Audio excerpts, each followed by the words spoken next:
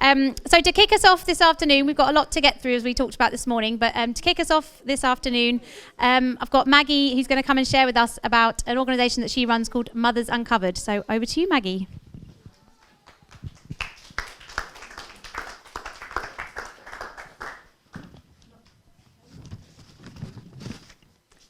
Hello, so nice to be here. It's been really fantastic this morning, listening to what everyone's talked about. So yes, I am the founder and director of Mothers Uncovered. That's a name that gets spam filters very exercised. We're a peer-led organisation that supports women with the adjustment to motherhood. And we've helped hundreds of women in Brighton and Hove, where we're based, with our creative peer support groups that are based more on the mother than on the baby. So just to give you a little background about why I set it up. So the scene, which I'm sure is familiar to many of you, you give birth, the midwife places the baby in your arms, and the received wisdom is you're supposed to think, this is wonderful, this is the beginning of the rest of my life, not, this is too much, where is the exit? But for a lot of women, it's a huge, overwhelming shock. Now, I remember really clearly the midwife saying to me, let's get mum up to the ward. And I genuinely thought, my mum's not here, is she? When did she arrive? Because I was mum, and I could not cope with the fact that I was mum. So for those first few weeks, it just was incredibly hard. I cried every day. I felt very isolated. I didn't have any friends or family around me who had babies. All the attention I'd had in pregnancy was gone. Every group I went to focused purely on the baby, not what I was doing. So I felt invisible, lonely, and like I was failing. But not failing enough to be flagged up as postnatally depressed, because what would that mean? Would that mean that my baby that I loved so much might be taken away from me? And I think this is what keeps a lot of women trapped. So I realised there are lots of other people who wanted to talk about what they were going through, to talk openly and honestly about the joys and the challenges they were facing as mothers and women. So I moved to Brighton and I set up our first groups in 2008. Now, it was only supposed to be that first year, but then I kept hearing other women would come approach me, are you going to be running some more of those groups? So I realised it was valuable, and it continued, and it's grown. So I've now got a whole team of facilitators, and they are all past participants, and that to me is hugely important, because lots of other people have spoken, it's really hard to do any kind of work that fits in to school hours. But they get to do valuable work, and I pay them. They're not volunteers, because I think what they're doing is very valuable.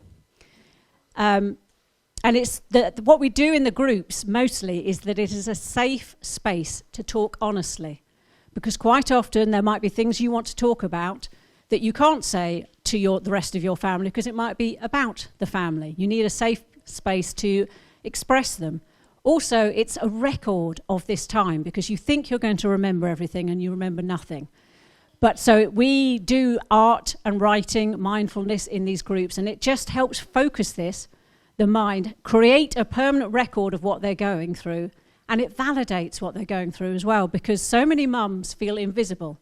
Their work is not valued, it's not seen. But if they can write it down and share it with others, then it does validate it.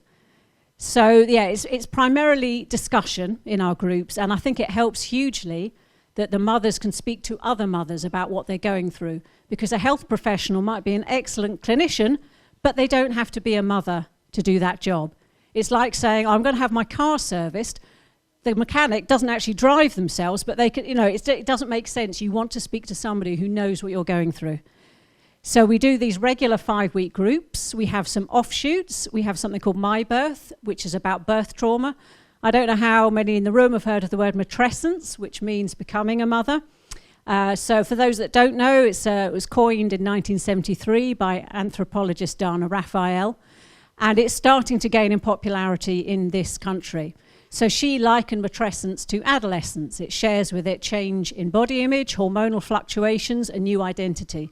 Whilst there's reams written about adolescence, there's not that much written about the state of being a mother and all of the stuff that goes on in your head that you can't really articulate, but you know it's there and you know it's important.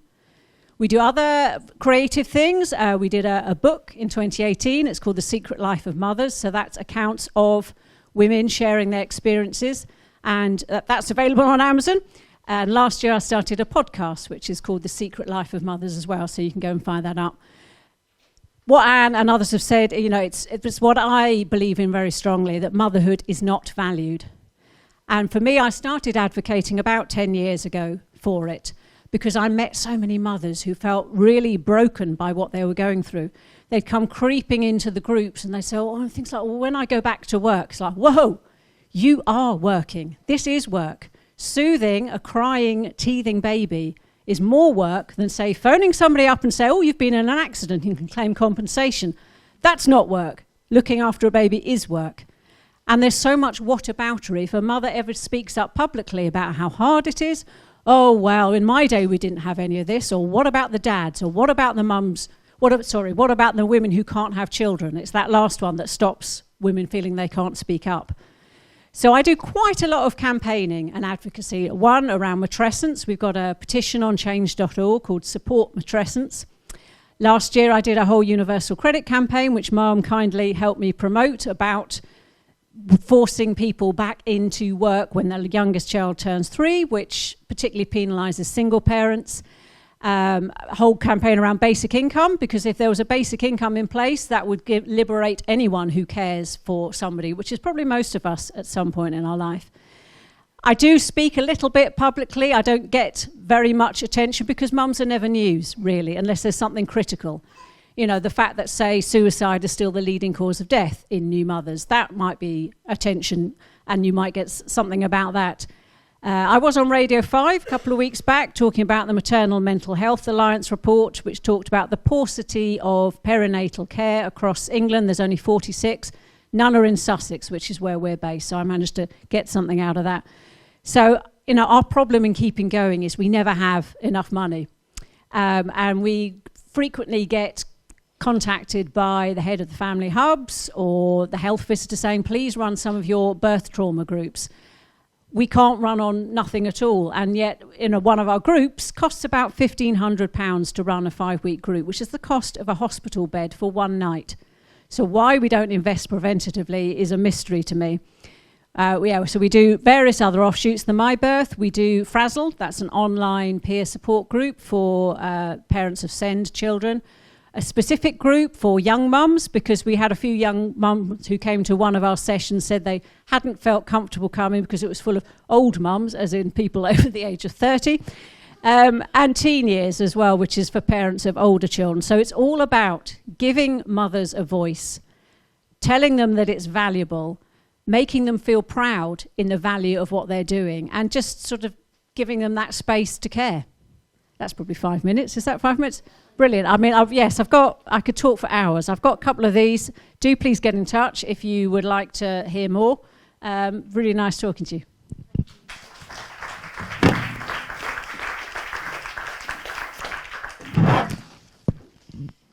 Thank you, Maggie, and thank you, everyone. And again, it's so lovely to have lunch with you all and chat. And one thing somebody did point out was it'd be lovely to have a bit more discussion time. So I'm going to try and keep mine fairly short so that we have some discussion time.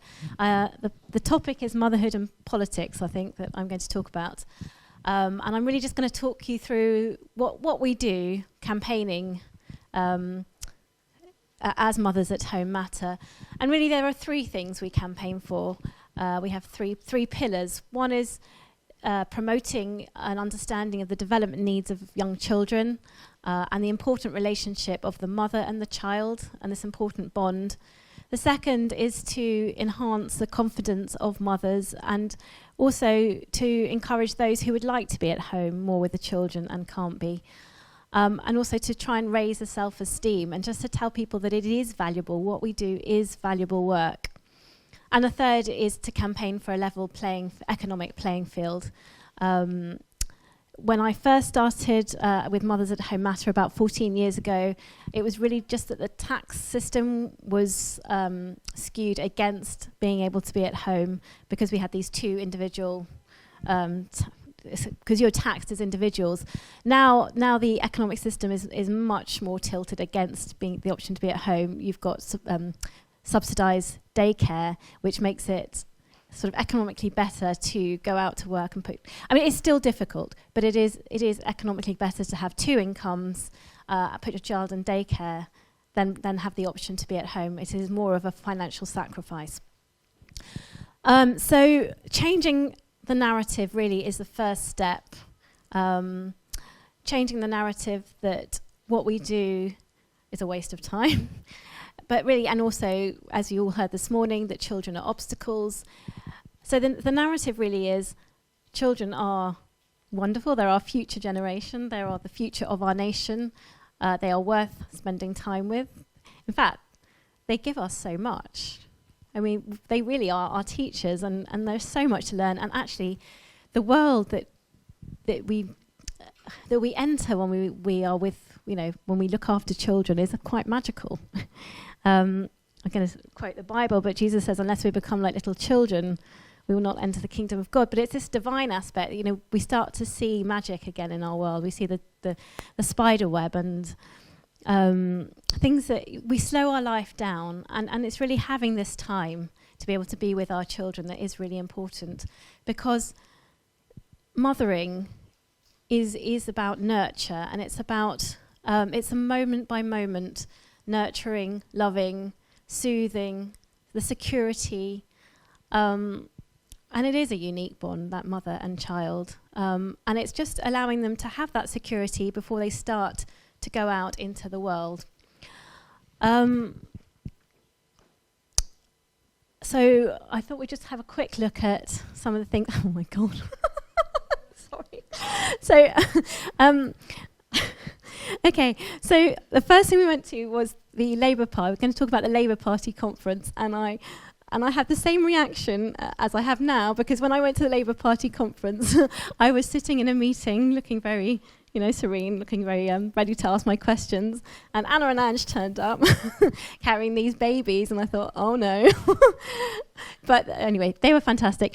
I will tell you a little bit about them. Here are Anna and Ange, and the three of us, we went to the Labour Party conference in September, and we were there really to be the voice of mothers at home. I must admit I was really nervous, a little bit nervous about going there. It's always nerve-wracking when you go into meetings and you want to challenge the accepted sort of narrative. But it does make a difference, and it is so important to have a presence at these conferences, at meetings in Parliament, just to talk to people. I mean, as you can see, Neil was here because we met him at the conference. Frank was here because we met him at conference. You just meet so many people, and the influence you can have by just sitting in the audience, by asking those awkward questions, it does make a difference, that's all I can say, and we need more people to do it. There's just a few of us at the moment, and we need some money as well, because if these conferences are so expensive, it was like, I think it was £1,000 just to join the fringe element of it, and our only funds are really your membership fees and sometimes a legacy or two. So it's a real plug to support us and a real plug to come and join us. So here we are at the Labour Party conference, and Anna and Ange, do you want to come up? Because I don't know if people can see you.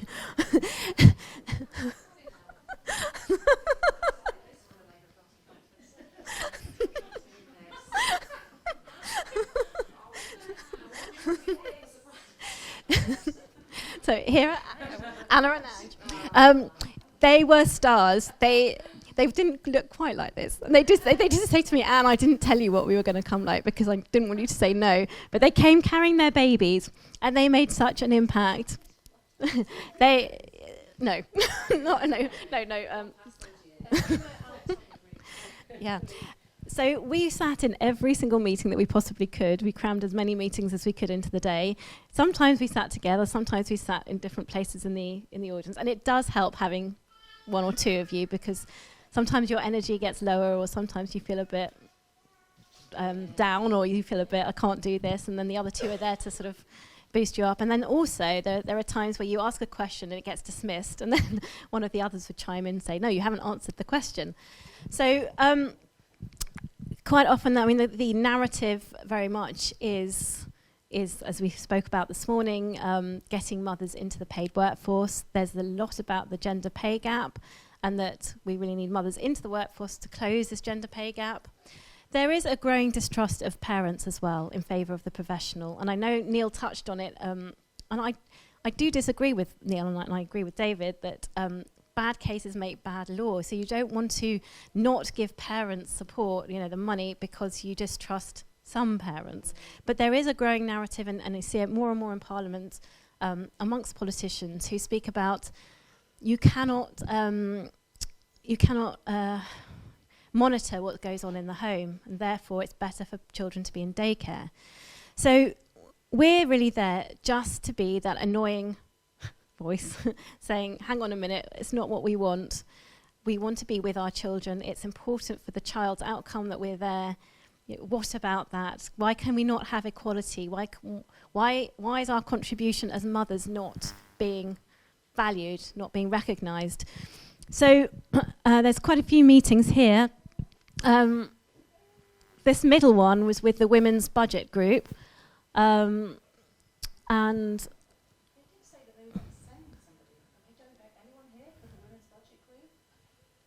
anyone from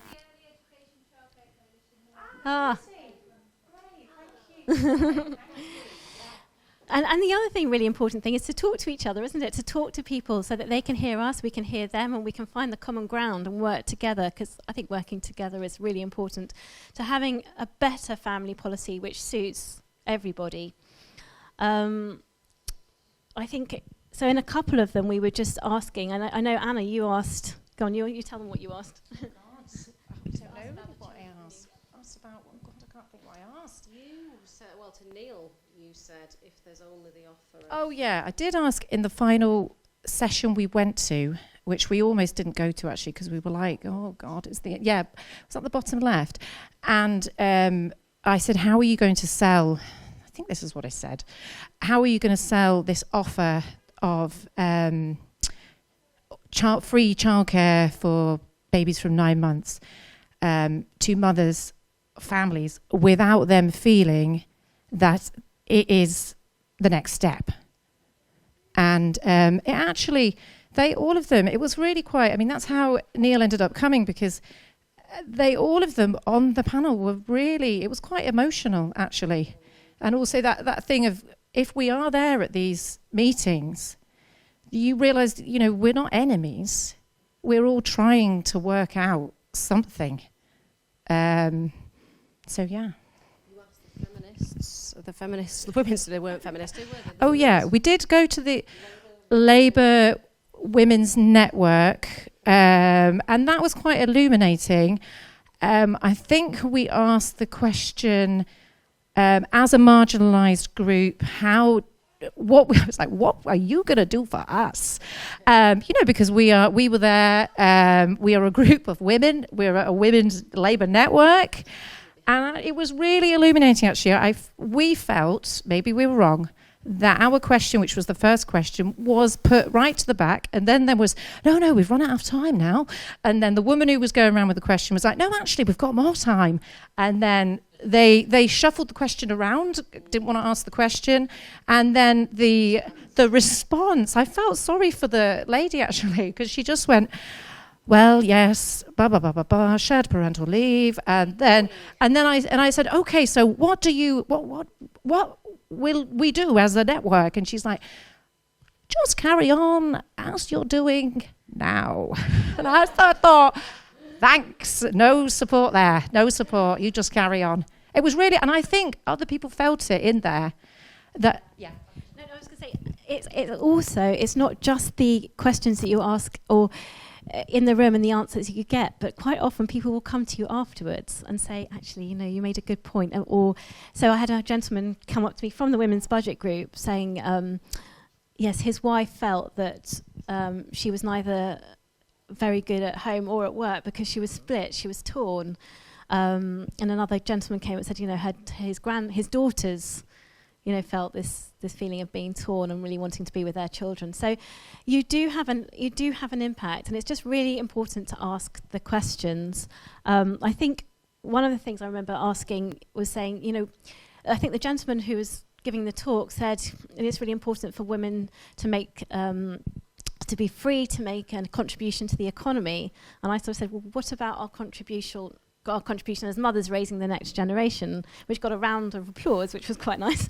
But it really gets people to think, and actually there is a lot more support than you think, and there's a lot of quiet sort of nodding going on, and you realise that you're not, although you're the only voice, that there is a lot more people who are actually with you than you think. So it really is important to keep going, and we came away feeling positive. And actually, the really interesting thing was, again, what I found was there are quite a few organisations, as Nesta and the Joseph Rowntree Foundation, who are talking about early intervention, but they are talking about this parent-child relationship which needs support, and I found that really encouraging as well. It wasn't just about let's put everyone into childcare so that, you know, we can go out to work. And we did ask the difficult questions, like with gender equality, and the only way to achieve the kind of gender equality they're talking about is for us all to be working full-time. But that's not what we want. And is there a way of valuing the work we do or accounting for the work we do, so there can be a sort of balance, or there can be a different way of accounting for what we do, so that it's not seen as economic inactivity. And I know we've been talking about this at the UN as well, and it is something that's being sort of looked into. So that was the Labour Party conference. And we do the same here in the UK. So should we move on to the next slides? This is, I was very lucky to be invited to a meeting with the Financial Secretary to the Treasury by Ranil. Unfortunately, he didn't get back in. We have lost some of our really strong advocates, and Miriam Cates and Ranil, but hopefully some of the new Labour candidates might be willing to support us. We're making efforts to reach out to them. And it's just really just keeping on talking to people. And here we were talking about particularly the child benefit injustice, and the policy which they did say they were going to do, which was to look at least at the child benefit as a household income. And the Conservatives did promise this. The Labour have now revoked this and said they're not going to do that, which is a real shame because it is such an unjust policy. But if this policy could be extended to the whole of the taxation of families, so that we tax the family as a household, it would be a much fairer way, and give us a little bit more of a level playing field. We go to the next slide. So we just try to get out there as much as possible. I did a podcast with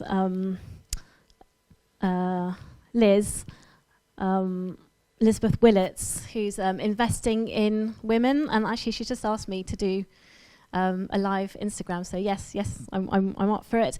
I think we just say yes to everything and just try and be the voice of those wanting to be able to be at home a bit more. So if anyone's willing to join the team, we'd be really grateful to have you on board.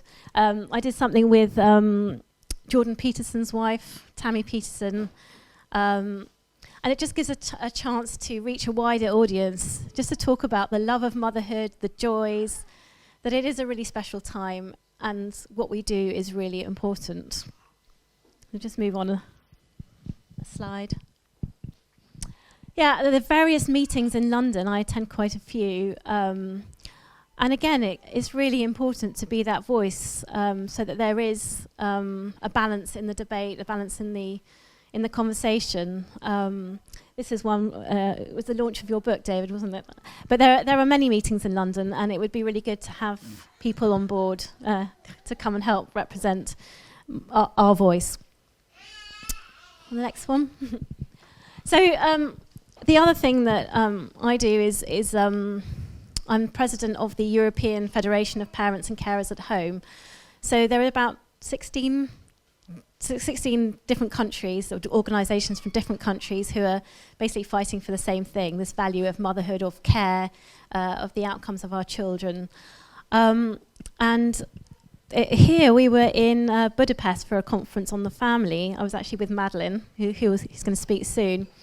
And like I said, it's at these conferences you get to meet these quite big people, or these people who really made a difference in their field. So this is James Heckman, the Nobel Economic Prize winner, who's done a lot of work in the area of investing in the early years, and you get a good return later on. And what was really interesting in his talk was that he said a lot of these programs are very expensive. They're hugely expensive programs. They were targeted at disadvantaged families, disadvantaged children, and by concentrating on this group, the outcomes were better. But two things he said. One of them, part of this program, the Perry programs, part of it was a lot of home visits. So the children were supported in daycare as well. And actually, I think it was from the age of 3. We weren't talking about 3 and under. But there was also a concentrated effort in supporting parents to parent. But this part of the narrative has sort of been missed out in a lot of the research now in talking about his programs. And what he said is what's happened later is that, particularly in the West, in Scandinavia and here, a lot of middle-class mothers who were at home are now putting their children in daycare, and the care is not as good, and so we're seeing worse outcomes for the children. His sort of studies have been misrepresented. Anyway, hopefully he'll be able to answer our questions a bit later. And he said he's been doing trials in Jamaica, and for a fraction of the cost, they've been working with the mother and the child, and the outcomes are very similar. So for a fraction of the cost, by working with the parent, the outcomes for the child are very similar.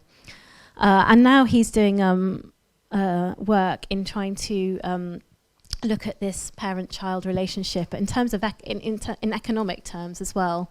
So hopefully we'll see his video a little bit later. So again, just being at these conferences is so important, because you start building these relationships and start working with other people in a common cause. Okay. Here we're at the ARC conference in London. It was initiated last year by Philippa Stroud. I think they see it as a ray of hope, again, they talk about a new narrative. But again, I think the important thing is just to meet people, hear what people have got to say, try and work with others. Erica Commissar, who I know has spoken here, she speaks about the importance of that mother-child bond and the attachment period. Okay. You can see Madeline with me. We go everywhere together. So we were invited to the United Nations. It was the Commission on the Status of Women.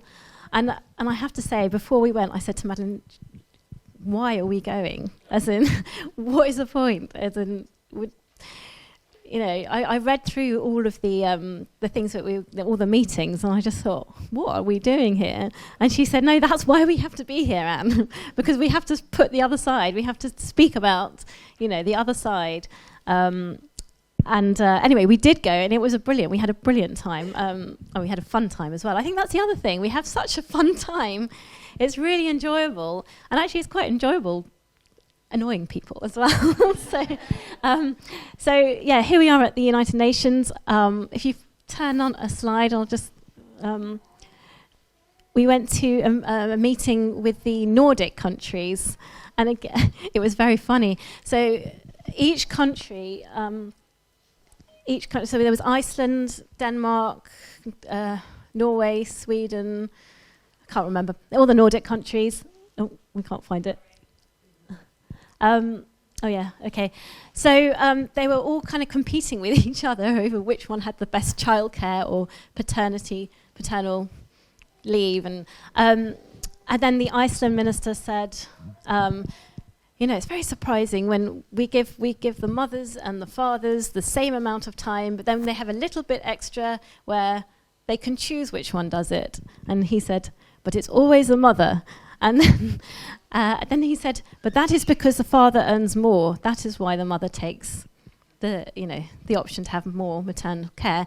And then one lady sort of put up her hand and said, what about breastfeeding? And it was all like, hush, hush, don't mention the breastfeeding.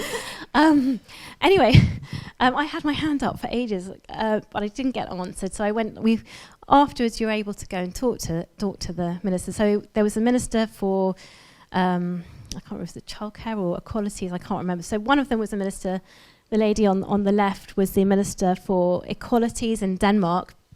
And I said to her, it's really great that we have the chance to go to work, and it's fantastic that we have much more equality in this area, but what about the rights of women to be mothers? And she said, what about the rights of men? And I said, it's fantastic, it's really great that we are seeing more men involved, and I think paternity leave is a great thing, but mothers say that they'd like to be more at home with their children. And she said, I can't remember what it was.